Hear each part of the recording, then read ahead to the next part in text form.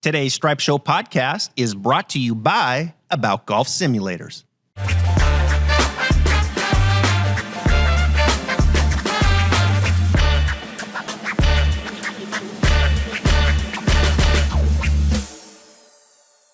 And we're back. Stripe Show podcast live on Twitter. My man back in the saddle. It's a Tuesday. So much to talk about. United States versus Europe. Solheim Cup. Check to the Europeans as they, I guess they won. I mean, they finished in a tie, but you're telling me they won because they were celebrating, but well, whatever that means. Hey, the rules are the rules. There he is, folks. Keith Stewart back in the saddle on a Tuesday. He's got his American flag. How you doing, buddy? Hey, Travis, it's always great to be on a Stripe Show, my friend. Pleasure to be back with you. Been a couple weeks, been a minute, but I'm getting fired up. I mean, well, we've been fired up for this week. You know, it's about 45 days ago, Lucas Glover won his second in 2 weeks and was the hottest golfer in the world, and we've been talking about the Ryder Cup ever since. So this is an exciting time. This week is we saw it last week at the Solheim, how good it could be, and I think it's going to be even better. It was great, the Solheim. Let's spend a few minutes on that. Thanks for joining us, everybody, here on the Stripe Show pod. You know, the Solheim Cup is the ladies' version, of course, of the Ryder Cup, and it was filled with drama. I mean, that thing on Sunday, every little match back and forth, and it was coming down to the end, and it did. The golf was fantastic. I enjoyed the golf course. I thought both captains did a really good job. That was a first class Ryder or Solheim Cup. I enjoyed that. You know, I tell you what, I was impressed by both captains. I thought they were both tough, and they were very detail oriented. I think they had a great plan. I think they stuck to their plan.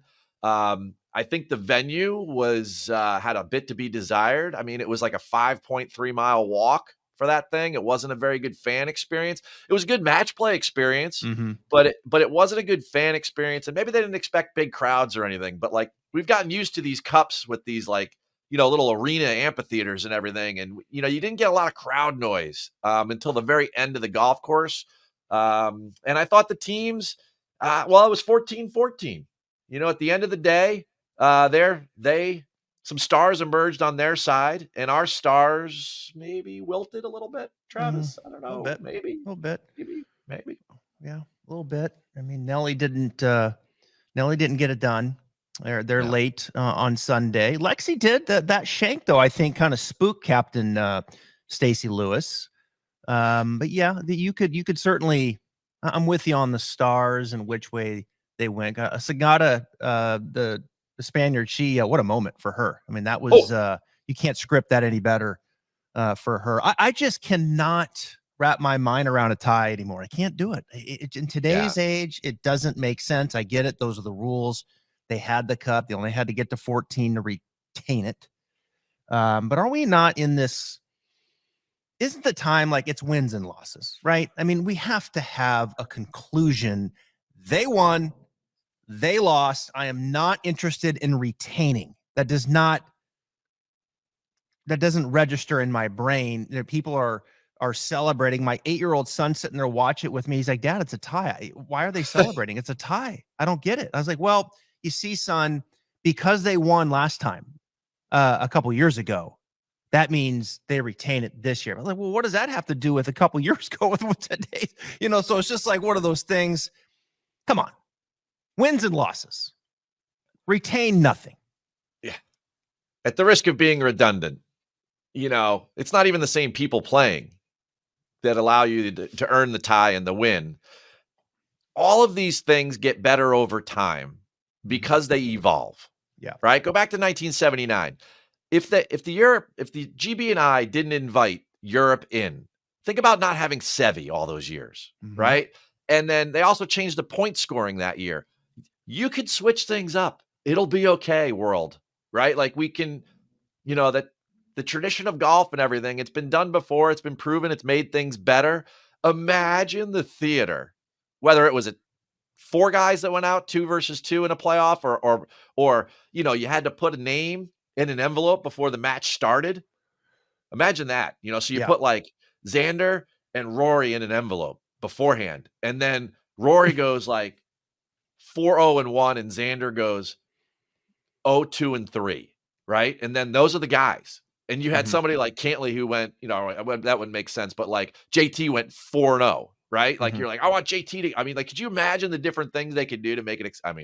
I go on and on, but I'm with you. You can't have a tie. Well, golf's late. Golf's late to evolving. It usually is.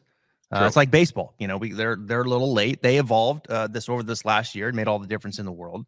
The Ryder Cup's going to be huge no matter what, even if it does finish in a tie. That was the first time, though, I think, in Solheim, right? That was the first time they actually did finish in a tie. There's been one, that was the 18th edition, and then the Ryder Cups had two. 1969, famously the concession, and then in 1989. So there's 4. This is the 44th Ryder Cup. Add another 18. So you're getting like one tie every 20 years, essentially. Yeah, it's golf. It takes it a while to come around. We are in an era where the official world points ranking in the men's game kind of, I don't even know what that means. Bryson just want to get on live, and he's like 124th in official golf rankings right now. I can make the argument Bryson's better than, I don't know, a handful of these guys that are on the current USA team, which is a great segue into. I was going to say, fire up the jet. Go pick them up. Into the, what is this? The 44th edition 44 of the Ryder Cup. So, look, I just, like we're going into foreign territory, folks. Going into foreign territory. Here comes a plane. It's landing. Everybody's looking at these guys a little bit weird. Remember this soundtrack? Oh, man. Rocky IV, man. Fired up. Kidding me? Getting fired up. Oh, yeah. You told me, you sent me a text, said you need some music around Hulk Hogan. I wasn't sure what that meant, but so this is as good as I can do to get us fired up. I am a real American. It's been, well, okay. That's where you wanted to go. Got it.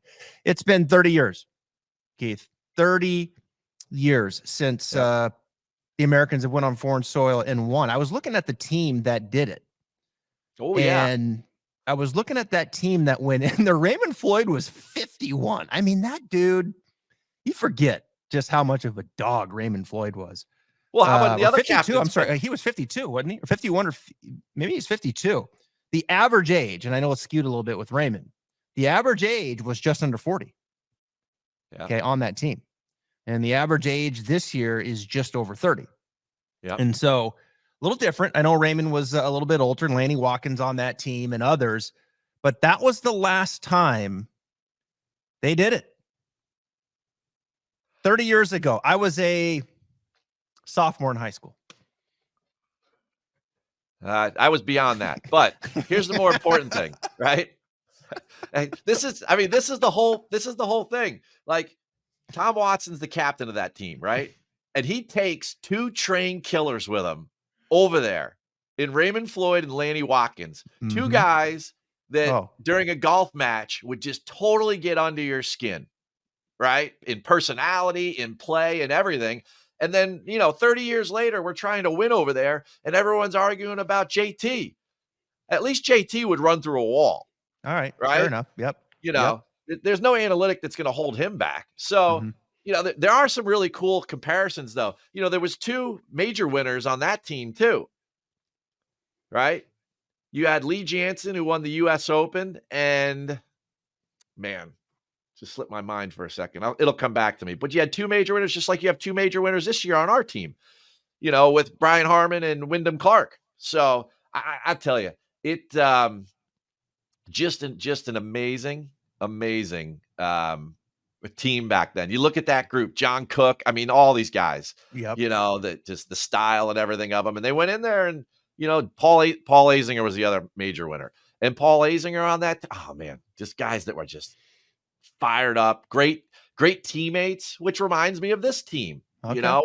While Europe is building team pairings right now, we know ours, and ours are gelling. We have some leadership pairings like earlier today, Xander and Patrick, they were part of the pairings with Spieth and JT out there in a practice round. And they said, well, we're going to go play some other holes. We're good. We know we're playing together. Yep. We want to go do our thing, right? Well, we're gonna get to some of those pairings and who we think we're gonna see in the 4-ball, in the foursomes. And I think the two that you just mentioned is given. But I do want to have a discussion around the other two major championship winners that you just talked about, and what we might see there and who they best match up with, which are two names that are very intriguing. And I think, we know a lot about certain players. I think we know what to expect. And then there's a handful of players. Okay, what's going to happen here? Who's going to play with them? Those are some of the question marks that we'll get to. But I do want to talk about the golf course, Marco Simone here.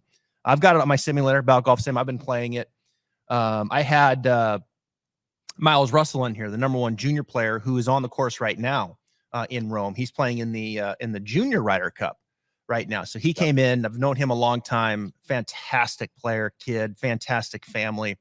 And they came in, he saw the course just to get his eyes on it a little bit. And it's interesting, right? It's an interesting course. I love Victor Hovland coming out. Just, played in the Italian Open. Not my favorite course in stroke play right out of the gate. But I kind of get it for match play. Look, Vic's not a fan of this golf course. He understands the short par fours. There's 3 of them. There's 3 par fours that I'm playing on this sim, and I'm thinking to myself, I'm looking at these tee boxes. They could do some pretty fun and creative things with these 3 short par fours. The par fives historically have been the easiest, which normally are on a golf course. 18 is like you're up here and you're hitting it down the hill, these big tumbling fairway. The second shot's going to be down the hill, guarded with the water on the left, this little entryway into greens that, Keith, from what I can see, the greens sit at an angle. Everything's kind of positioned at an angle, the bunkers, all of that. It's not a long golf course, but it is one that I think everyone's going to agree, all the commentary on Golf Channel, that you probably want to play it from the fairway, because the rough, you get too far off, it does get very long. This is past Palom greens. The fairways are going to be lush. The greens are in great shape. So we got to play it from the fairway, don't we? This is fairways and then attack from there. There's a couple thoughts that I've had on the golf course. #1, everyone's making a big deal about the Italian Open. I kind of hear that. 2 of the last 3 winners were selected by the captain in order to play, McIntyre and, of course, Nicolai Højgaard. But if it was that important, then why didn't they bring Adrian Meronk? He's the third one, right? Exactly. So I think that the setup of the golf course is going to be different in such a way that it's going to be way more risk reward than you would want to put guys through for 72 holes of stroke play. So I'm not quite buying the Bobby McIntyre, Nicolai Højgaard, advantage sort of thing. Real quick on that. Okay, because that's a really good point, and I just tweeted this out. Okay, so Meronk, this is their driving accuracy on the DP World Tour right now. Okay, Meronk won it in 23, McIntyre in 22, Højgaard in 21. McIntyre and Højgaard are on the European team for our viewers here. Meronk was the one left off. He won the Italian Open this year. Driving accuracy. Hey, got to hit the fairways, right? Just like I said. Meronk, 31st right now on the DP World Tour in driving accuracy. How about the other 2 guys that were picked and on the team? McIntyre, 97th. Højgaard, 109th. Yeah. I don't think the Americans are shaking in their boots with those 2. Well, and here's going to be my second point about the golf course. In years past, you could go nuts with the changes in the setup. But at the end of the day, maybe it's been 30 years. These 2 teams are so similar from a ball striking perspective. Mm-hmm. How would you ever go and pinch fairways and create? I mean, they have graduated rough. They didn't go all the Golf National and then have 5-inch rough right off the edge of the fairway. They can't. Mm-hmm. I mean, they have the best young driver in the game in Aberg, and they probably have the best golf driver of the golf ball in the world in Rory. Like, why would you mitigate those guys, right? And Rahm's right behind him. Yep. 100%. And Victor, Victor right behind him. For me, it's like they can't go through all of those tricks because it almost hurts themselves, because these teams are built so similar. And that just happens to be, another wrinkle in the fold this time around. And if they open this place up and they let it play out, I think there's an advantage for a certain team. And over the course of those, 3 days of matches, it will play out. It's going to be tight. And I think the tie factor scarily is going to come into play again, at least get close enough that the argument in Twitter is going to blow up at some point on Sunday morning, because I think it'll be that close. It's not going to be 19-9 again. No, right. No.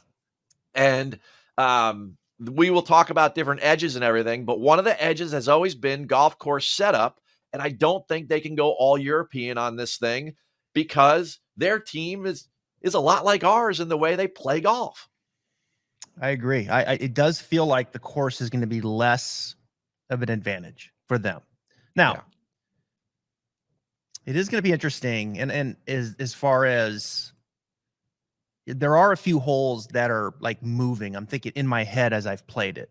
There's a lot of, there are a lot of holes that are just kind of right in front of you. I did think that I was going to probably see more blind tee shots for whatever reason, but I didn't see as many, at least from the simulator standpoint. It doesn't sound like that from what I'm hearing from the players. There are a few, like 3, I think it is, the one that really bends hard to the right. There are a few that are like dog legs where, yeah, go ahead and try to pinch it off. Go ahead and take it right there. But if you don't make it and you pull it a little bit on this one that's moving to the left, you're going to be in some serious cabbage, right? To the point that you're probably going to have to wedge it out. I'm interested because this is not a long golf course, Keith. This is not very long. I'm interested with these temperatures that are going to be in the low 80s. It's not very long. How many 3-woods we're going to see from the U.S. side?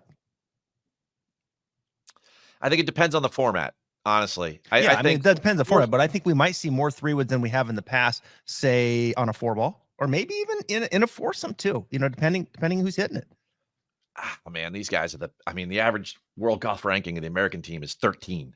I mean, these guys can golf their ball. I think what you're going to see a lot of, what you haven't seen in other Ryder Cups, is you're going to see guys that are going to get left alone in 4-ball, right? Foursomes, they're going to play to their strengths. Looks like the odd holes line up for the iron players and the even holes line up for the drivers of the golf ball, the really long guys, right? But when you go to 4-ball and a guy goes to cut a corner and he puts himself in trouble, you're going to have more situations, I feel like, in these matches, more so than in other years, where if you and I are partners against Hovland and Rahm, right, and you go for it, and then I'm like, okay, well, Travis just hit it in the cabbage. I'm going to hit it I hit it in the fairway, but essentially now it's 1 versus 2. Mm-hmm. So you're going to have a lot of those, and I think depth is going to play such a huge part in 4-ball, and is one of the places where I think we have a considerable edge against the European side. So, I mean, when you start talking about depth, that means all 12 guys are at some point, they're all going to have their chance, or they're going to have to play 1 versus 2, or really have to step up. And our guys have proven they could step up, not just in 2021, but this year alone. So I think your point is very, very cool, because the risk reward aspect of this is going to add to a lot of those 1 versus 2 matchups from time to time. And then how will guys react to that? And that is some of the best theater. Those swings in a Ryder Cup. It is. Yeah. And that's where I was going with this is, okay, my partner just hit it over there, and we know it's dead. It's dead. Yeah. And so, Muerta. Yeah. Yeah. And so what do I do? Okay. Do I take my driver and try to, and really try to push it down there, or do I play a bit more conservative off the tee? That's going to be interesting. I mean, or do they just be like, look, let's get our drivers and let's go. And I start thinking about, all right, JT can start hitting foul balls with his driver. So can Spieth. I think Burns loses it with his driver from time to time. I know there's some other guys on their side as well, but I'm just, you just start. You can't, I guess the point I'm saying, you can't continue to play from the rough, right? You've got to get the ball in play. And I think particularly in 4-ball, when those moments come up, do they play a bit more conservative? And I think you can make the same case even on the European side. Do they play a bit more conservative when it's hard to say if you're not there walking the grounds and seeing just exactly how tight it is on certain holes. But this isn't going to be bomb and gouge, folks. They're not just going to be reaching back and just seeing how far they can hit it and say, hey, we'll go find it and off we go. Or maybe it will. Maybe they're just like, hey, guys, just go bust it. Go overpower this thing. I mean, it seems a little out of character, but if I was Zach Johnson, I would be all gas, no brake, man. I would say, I would attack full force. I'm not even going to say within reason. I'm going to say you play the percentages and foursomes, but beyond that, I think that, you're going to need when you look at the setup of this golf course, they're shortening par fives. You've got 3 par fives and 3 drivable par fours, right? So those 6 holes might need to be won with eagles, and you're not going to do that from hitting 3-wood off the tee, right? You're talking about the best players in the world. It's razor thin to win those 4-ball matches against 2 players that are ranked top 10 in the world, right? Par fives, no. The short par fours, I think, will be interesting. I do think you're going to primarily see the driver there, probably depending upon the wind, obviously, as well. But the par fours, I think, is kind of where I was going in some of these, the medium to longer length ones, some of the more difficult ones. Okay. If your partner's in trouble, what do you do? Where do you go from there? So we'll just have to wait and see what the strategy is. And then how it plays off 4-ball versus foursome. Let's start talking about some of the matches here. Let's get into the U.S. side. I think, can we all agree that Friday morning we're going to see Xander and Patrick? We know that. Can we all agree that we're going to see Spieth and JT? Yeah. Can we all agree that we're going to see Scheffler and Burns? Because it's Friday morning is going to be foursomes, so yes, I could agree. Okay. Yeah. And so that leaves us our 4th one. What do you got? Max and Colin. So I would go there 4th.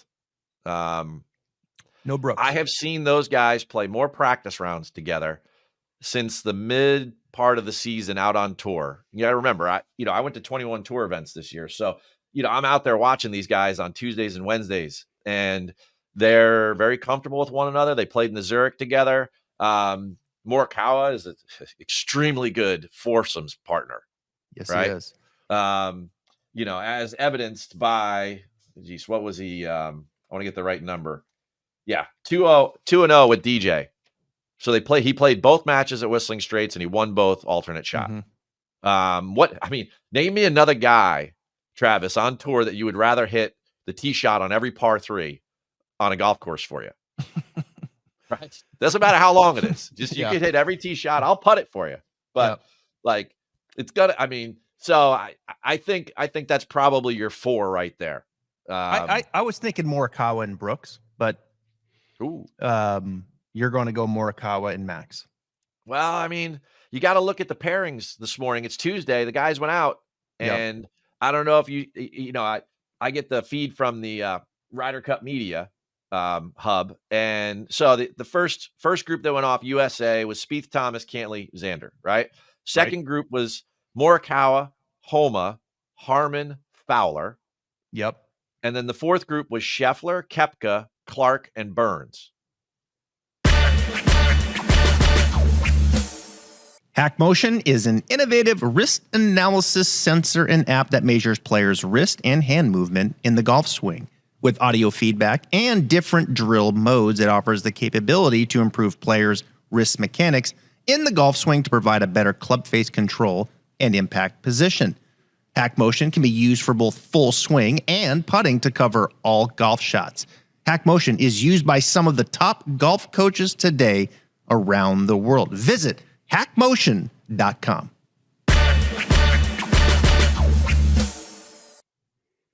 Right? So now they'll probably change them up tomorrow, so we can't completely figure it out. But a lot of that makes sense to me. So we're thinking we might see Koepka Clark, is what you're saying. You're thinking we might see that. Okay. Yeah, or 4-ball Koepka Scheffler. Mm-hmm. I could see that. Yep. That right? was definitely. See that? Oh yeah. Yeah, I can. Right. Yeah, that was one that I had written down as well, that I think we could maybe see on Saturday potentially. Yeah. I think we're going to see Burns Scheffler out of the gate. Yeah. But if I had Scheffler, he's my QB1. I'd send him around with Brooks and 4-ball, right? On Friday, right out of the gate, see how it goes, or would you go Burns? In 4-ball? No, in foursomes, it's Burns. Oh, in 4-ball. I get okay. I'm sorry. In 4-ball, sorry. I like Koepka with him. I'm with you now. Yeah, I'm sorry. I was thinking foursomes. All right. So to your point, let's go to foursomes, the record in the Ryder Cup. Morikawa is 200. Yep. Xander 200. Cantlay 200. Brooks 220. So that's kind of, that's where we're Scheffler, at. Never played foursomes in a Ryder Cup. Scheffler. Nope. Never played. Yeah. You got to remember, Scheffler was the last guy on that 21 team. Since then, he's won 6 times in a green jacket, right? Number 1 player in the world, and he had a historic ball striking season. All right. Well, that match propelled him with the singles win against Rahm, and it just propelled him forward. And remember that pick was between Scheffler and Burns. Or Kisner and Na. Talk about team chemistry, right? Yeah, let's get Kevin Na on a team. Yeah. That would be like inviting the rotavirus into kindergarten. Jesus. All right, so you go to 4-ball. Yeah. 4-ball, alternate shot. Can we just call it alternate shot, please? No, foursomes is alternate shot. 4-ball is 4 balls. Or foursomes. God, see, I can't even get it right. Jesus. I love it. I can't go to a new page of the notebook. I mean, come on. Can we just call it best ball in alternate shot? Well, it just makes more sense. That's how it is in Idaho. You gotta bring these things down a little bit so I can understand it. Like alternate shot. If I said alternate shot to you, that registers. Yeah. Okay. And then if I said foursomes to you, you're like, what the hell does that mean? Don't you play golf in foursomes? Yeah. Right. Easiest way to remember. And then 4 ball in play. I get it. 4 balls, or just say best ball. If I said best ball, you take the best one. You pick the best score. I mean, make things way too complicated. All right. I mean, let's go to 4. Let's go to 4 ball. Okay. 4 ball. All right. 4 ball. That's best ball. Yep. Records. Spieth's 5-2-1. Yeah. JT's a la Patrick Reed and JT. Mm-hmm. He's had 2 good pairings. He has. Go look up Sevy's 4-ball record. We're going to see JT and Spieth. I think we're going to see JT and Spieth probably both rounds on Friday. Ooh, man. We're going to see JT and Spieth both rounds on Friday, and probably Xander and. Well, we're going to see Xander and Cantlay foursomes for sure. We know that. But do we see him 4 ball as well?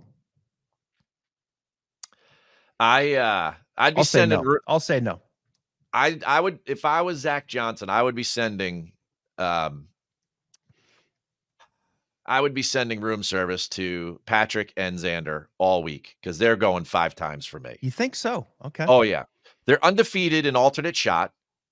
I mean, that's like, what were we doing at Quail Hollow when we sat them during foursomes? They've never lost an alternate shot. Okay, so there's 2. They're gonna play singles, and then how do you not put them out again in foursomes? Foursomes for sure. There's no doubt. They love to play together. Right. I mean, that's the biggest challenge in this whole thing. Hello, anybody? Is anybody paying attention? Right? Yeah. Nobody ever beat Sevy and Ollie because they love to play together. Yep. Right. Europe always had these pairings that went on for what seemed like decades. Go do something. Right? Like, we have these things now. We have 2 of them. Those guys should be rolled out the entire time. I'm with you on the afternoon foursomes because they play the 4 ball in the morning and then they play the foursomes. No, alternate shot. Alternate shot in the morning, better ball in the afternoon. Are you sure about that? That's what the media site said. Are you sure about that? That's what it's saying. Sunrise, 7:04 a.m. Foursomes, 7:35, 7:50, 8:05, 8:20. That's all right. So I'm with you. I'm with you on the alternate shot. There's no doubt those 2 are going to play. Yep. But you're gonna send him out there on best ball too. You're gonna send him right back out in best ball. We're talking about Cantley and Xander? Yeah. 100%. Okay. You're gonna send JT and Spieth back out there. Or do we bring in, this is probably where we bring in Wyndham. Yes. And we bring in Wyndham with Scotty. Potentially. Ooh. So here's my question for you now, as we kind of wrap up the U.S. team. Who do you put with Wyndham? And who do you put with Harman? Do you go alternate shot, Harman, Fowler? I think of Ricky. I mean, Ricky's like one of our most versatile players. Mm-hmm. He's played good all year. His ball striking and his short game make him very good for both formats. I like him in alternate shot, I think. I mean, you go back to Glen Eagles, he and Jimmy Walker were the only guys that had any points. It's ridiculous. Yeah. Him and Reed and Spieth, that was it. He played 5 matches in that. He was the only, Jimmy Walker and Ricky Fowler were the only 5-match players in that Scotland debacle, right? Yeah. So, like, I think those two, gosh, I kind of, they got Ricky with Harman today. That's what I'm saying. Yeah. I like that. Yeah. I like that. That's what I just said. I like Ricky and Harman a lot together. And I think that's a very good 4-ball pairing. Better ball pairing. Okay. Yep. You do. Okay. See, I would probably go the other way on that. Foursomes. I mean, this is why. See, look, I think Scheffler, look, the biggest question mark with Scheffler is the putter. We know that. I just looked at some of his video and that they've been posting, and he's made some changes. He's working with Phil Kinney now, has been since the Tour Championship. And let me tell you something. There's some changes there. Like, he looks different at address. He looks different in his stroke. And so where are we at, Scotty, with the putter? Are we where we were, which was awful? Hopefully we're better than that. Are we at least to the average, or are we kind of like, okay, we feel good and we're going to make some putts? If Scheffler is feeling good and is going to make some putts, we know he's from tee to green the best in the world. So, like, that dude's got to go. He needs to go if his putter is at all reasonable. And so, yeah, look, I like him in 4-ball because he's got a partner, so I might free him up a little bit. And so, yeah, he's got to play both of those. And if he's making putts, he's got to play all the time, doesn't he? Because he's just too damn good. Like I said, I would take our best golfers and I would roll them out 5 times. Yeah. Okay. They're not going to play again till January. So let's go, boys. All right. You have one job. Go do your job. That's it. So you like Homa early out of the gates. Foursomes, Colin, with both Colin. days. Yep. Okay. Yes. Okay. Yeah. I think that's a really good personality match. I think it's a good game match. I think they're both so steady. They would just wear you out. Yeah. You know, it's like a Westwood Faldo. It's like, it's not sexy, but at the end of the day, like, you're just winning. You know, it's just like, it's like Iceman in Top Gun, you know, just wears you out. Makes it, you know. And Homa showed well, we know, at the President's Cup, even though he's a rookie in the Ryder Cup. He's won on some big golf courses. He does seem to embrace winning. When he gets in the moment, he does look like he's running towards the fire, not away from the fire. Yeah. And so I think Homa will be fine. You know, I think he'll be just fine. I'm certainly fine. I keep going around the 3 that I think we're in agreement in the first 3. And as far as alternate shot, I think I would just throw Brooks in there maybe as a consideration with Morikawa. But, you know, I could certainly see Homa as well. Save Brooks to come out fresh in the afternoon, you're telling me, which is going to be best ball or correct. Foursomes, however you want to label it, or 4-ball. Jesus, or 4-ball. God, you think I just got into golf? Seriously, like, I'm not the only one that like kicks these 2 around and gets them confused, right? Like, well, all right. It's like chipping with your. It's like chipping with your pitching wedge. Try explaining that to people. Like, wait a minute, I thought we were chipping. Why am I pitching? No, that's your pitching wedge. I thought you said pitching was higher than chipping. Like, no, you want to pitch you want to chip with your pitching wedge. Or do I use my sand wedge in the bunker? No, use your sand wedge on the grass, right? So this is the kind of stuff that the conversations that we have. You're spiraling right now, but there's any number of PSAs we could go through for the listeners. Okay. We've handled one. Foursomes is alternate shot. 4 ball. There are 4 balls in play. Better ball. Let's move on. Now, before we go to the European scene. Oh boy. Man, if this don't fire up, I don't know what will. Whoever plays in 4 ball or foursomes. You think this will be playing in the locker room? There's a lot of synth in what you're playing on the playlist today. A lot of synthesizer. All right. I don't know where that's all going, but it is what Let's go to the European side because they also, Keith, have 4 rookies. Yeah. The U.S. has 4 rookies. Wyndham, Burns, Homa, Harmon. The European team has 4 rookies. We talked about McIntyre. We talked about Nikolai Hogard. We talked about Sepp Straka. And my boy, Aberg, who was just getting all kinds of love. You know, I can't think of, every time I think of Aberg, I've been thinking about this a lot this morning. When Aberg was on the podcast before he turned pro, and he's just a great young man. I'm not surprised at all, really, on the success that he's having. And he gave a lot of credit, Keith, in his interview to PGA Tour U with the point system in college.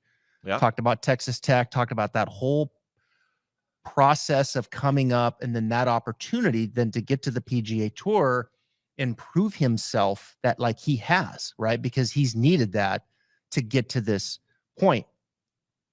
I think about another collegiate player who was on a similar track, Eugenia Chikara, who decided to go to live.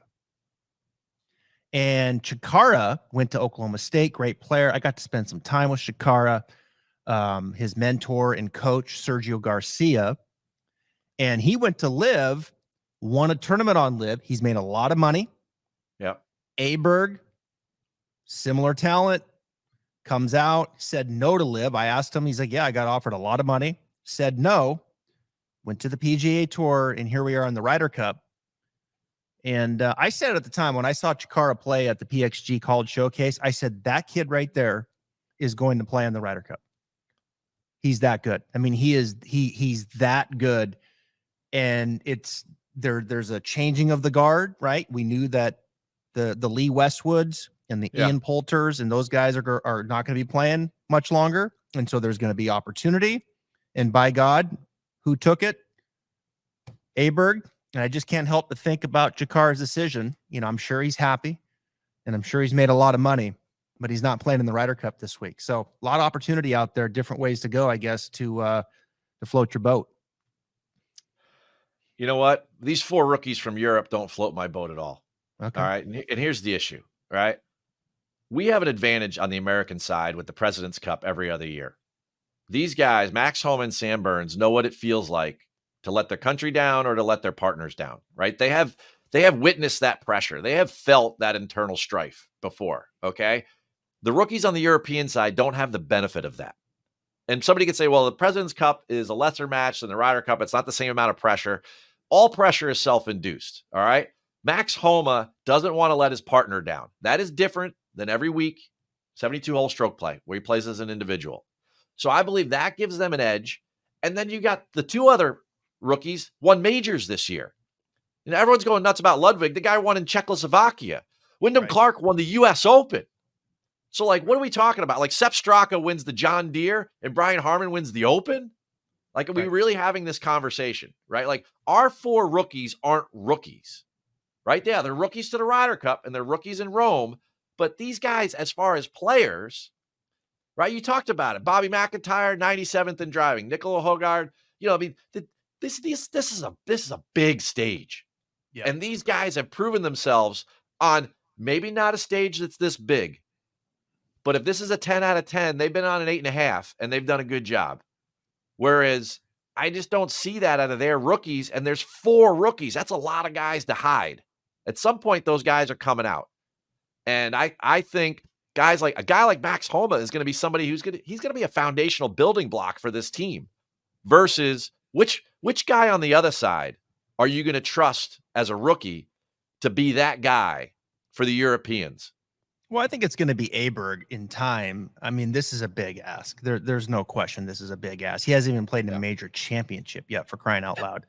And I'm with you. And look, he very well might be one of the best drivers of the golf ball as far as total driving in this field. But your points are valid. I completely agree. When you look at these 4 rookies and you compare them, it's a landslide when it comes to the quality of player and achievements and experiences, and that the edge that the U.S. holds. Okay, so you got McIntyre and Hogard who have won here. Does that mean anything? I don't know. I don't. Yeah. It just, at this level, I don't think it does. I really don't. We're talking, like you said, these are world-class players who are just very well might just put their foot down and say, give me the driver. I'm going to go mow these people over. Right. And so, your points are valid. Sepp, incredibly streaky. When he's on, he's on. He goes, and we've seen him be able to put some fields away and win. But this is like you said, it's a whole different level. And when he's off, he can play some really bad golf too. Straka can, you're going to have to play him at some point. So he's going to play a couple times, right? At least. Aberg, man, I'll tell you, it's going to be fascinating. It really is. It's going to be really fast. I'm glad he's there.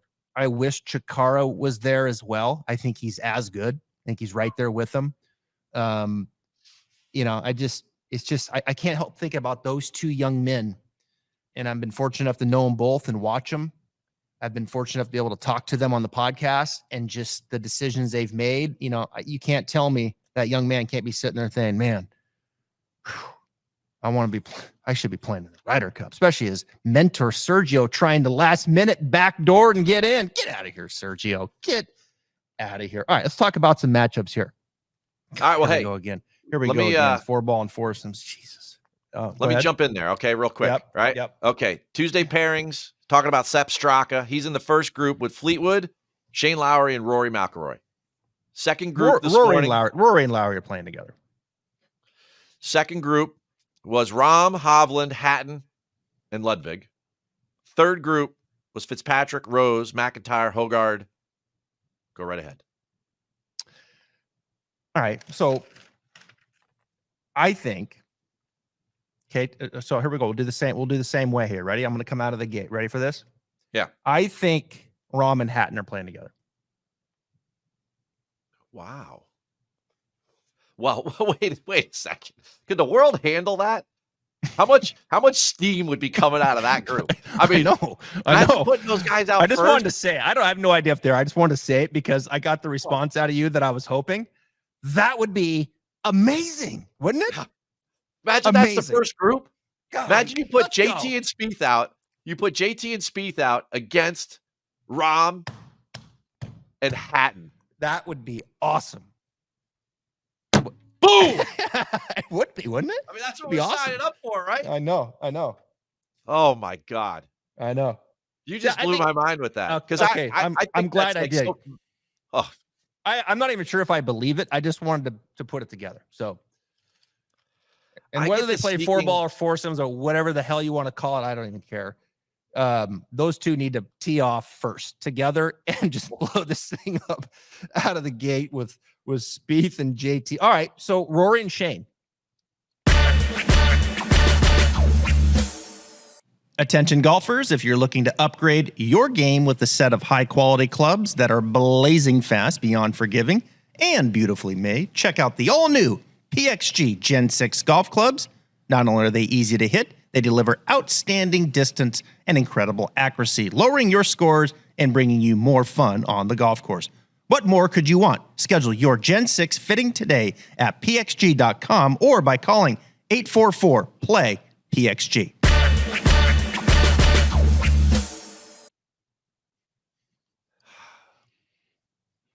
I mean, Rose and Fleetwood. Let me tell you something here now. Justin Rose, An alternate shot is really good. And I think he's going to play with Fitzy. Okay. Or, speaking of not being very good in alternate shot, Matt Fitzpatrick, 0-3. Yeah, 0-5 in his Ryder Cup. Yeah. Thank you for never winning a point. How about Rose with Aberg? That's one I didn't have. Imagine that in a foursomes. Wow. Alternate shot. Sorry for you. Alternate shot. Whatever. At this point, I don't even know what we're talking about. So, I like. Let's go through some stats real quick. Okay. Yeah. Well, here's Rory. Okay. So Rory in best ball 4-5-2. Alternate shot 5-5-1. Rahm best ball 1-2-1. Alternate shot 2-0-0. Rose best 4-4. Alternate 7-2-1. God, Lowry, it's amazing. You think Lowry's got all this experience. He doesn't. He's played in one. I know. That's what I'm saying. Like, you think he's got all this experience, and no, he doesn't. Fleetwood, a little bit of experience. Lowry's never played alternate shot. Right. He's like Scotty. They've never played it in a Ryder Cup. Just saying. I think it's Rory. I think it's Rory and Lowry out of the gate, alternate shot. I do. I think it's Rahm and Hatton out of the gate, alternate shot.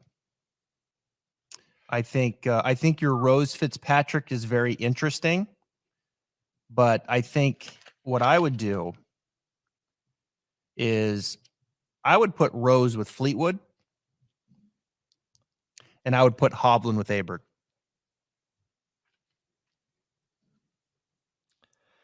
I hear Victor wants to play with Aberg bag. I heard he's pushing that hard, and so is Rory.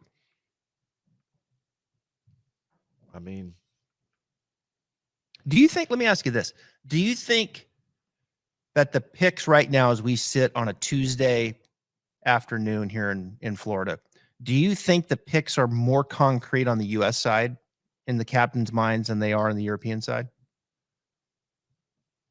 Or do you think they're both concrete? And they're both concrete. We already know what we're doing. Yes, which is ironic because 10 years ago, ours would have been a bowl of chicken soup and theirs would have been, a chessboard, right? So I think they really have to build new pairings. They don't have. There's not a lot of veterans on this European team. Mm-hmm. Terrell Hatton's only played in 2 of these things, and you're thinking about Lowry being this stalwart. The guy's never played a foursomes match. That's right. Right? He's only played in 1, and he got boat raced. Mm-hmm. He's got a lot of emotion. That's great. So do people on our team. Experience matters in these things. Mm-hmm. And our team has a lot of positive experience right now. Hang on, team record, right? Cumulative team record. 36, 39, and 12 for the European side. Our cumulative team record is 34, 22, and 13. 34 and 22. Mm-hmm. I think that's why I'm kind of, I think I'm going heavy with the experienced guys, like the guys that have played some, and I'm putting all my apples together with them and saying, look, we're going heavy. Now I know from there, this next pairing that I put out, like, wait, what did you just say? No, you can't. And then you look at the board and you're like, okay, there's really not that many more options when it comes to experience and da-da-da. So that's kind of why I went that way. And also just based on the fact that I want to see Rahm and Hatton play together. So, but that's kind of why that was, I'm with you. As I'm looking through this, it's like, okay, geez, it gets thin pretty quick when it comes to experience and who's had success in these different formats. And pretty quick, you're down there too. All right, well, where do I go from there? Do I, Lowry? Yeah, he's got no, he does. He's only played 3 matches. And pretty quickly you fall off to Aberg, who's a rookie. Yeah. Yeah. It is interesting. It is. Yeah, I agree with you, by the way. It does feel like, I think I said this on the podcast a couple weeks ago. I think that the team was set 4 or 5 weeks ago on the team. And I think from there, once they saw the course and they put it together, I think they knew exactly who was playing with each other a week ago, 2 weeks ago when they were here.